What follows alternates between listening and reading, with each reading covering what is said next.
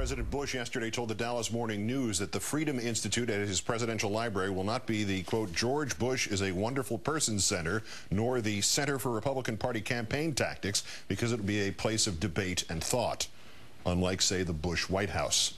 Our third story tonight, freedom and the George Bush is a wonderful person legacy.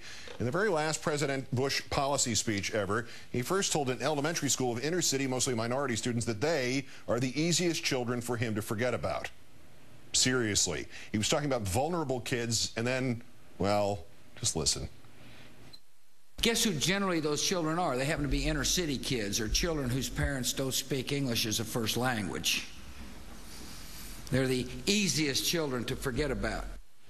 He then defended No Child Left Behind, denying that it pushes schools to teach the test, to teach kids how to read, for instance, just so they can pass the test. Here it is, President Bush denying that he's teaching children to read just so they can pass the test. And for those who claim we're teaching the test, we're teaching a child to read so he or she can pass the test. Just a second. Returning to our theme, Mr. Bush's self-portrait as Bush the Liberator managed to sneak into that speech while still on the topic of No Child Left Behind. Now, under this system, if your public school is failing, you'll have the option of transferring to another public school or charter school, and it's I view that as liberation.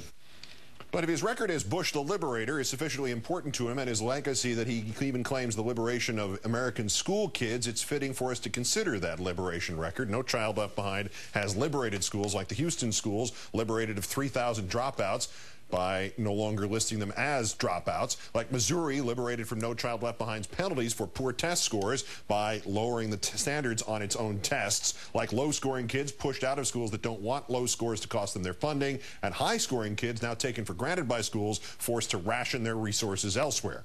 But American children have not been the sole beneficiaries of Bush the Liberator. He liberated Iraq from Saddam Hussein, in the process also liberating Iran of Saddam Hussein, and liberating Iraq's Islamic extremists, who promptly liberated Iraq of its previous religious diversity, liberated Iraq of its educated class, a Mideast model of secular professional society under Saddam. Now you're free to disagree with Saddam as long as you agree with Allah. The violence of sectarian cleansing has liberated almost 5 million Iraqis of their homes, many of the 2 million who fled the country altogether, educated professionals, liberating Iraq's struggling economy of their contributions apparently forever. And then there are the free people of Afghanistan.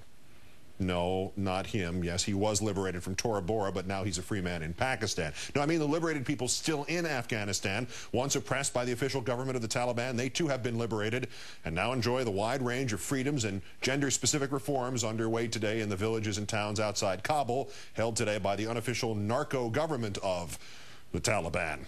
But Mr. Bush's Freedom March was not limited to Afghanistan and Iraq. It spread to liberate other areas, too, like the Gaza Strip, which held free elections and chose as its leaders Hamas. And Lebanon, liberated from Syrian influence, subsequently voting instead for Hezbollah.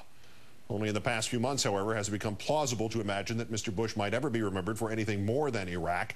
But in a mere 8 years, he managed to liberate the most powerful economy in the world from the checks and balances of keeping it safe, liberating our Bernie Madoffs of their SEC, OTS, Federal Reserve, and CFTC chains, leading at least one investor to liberate himself off this mortal coil, as did one of Europe's richest and most powerful men once he was neither.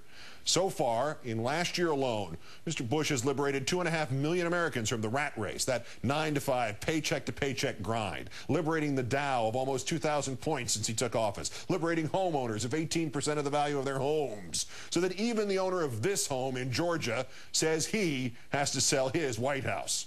A bittersweet reminder that the resident of its inspiration leaves us with only one final saving, liberating grace, that soon we will be liberated of him.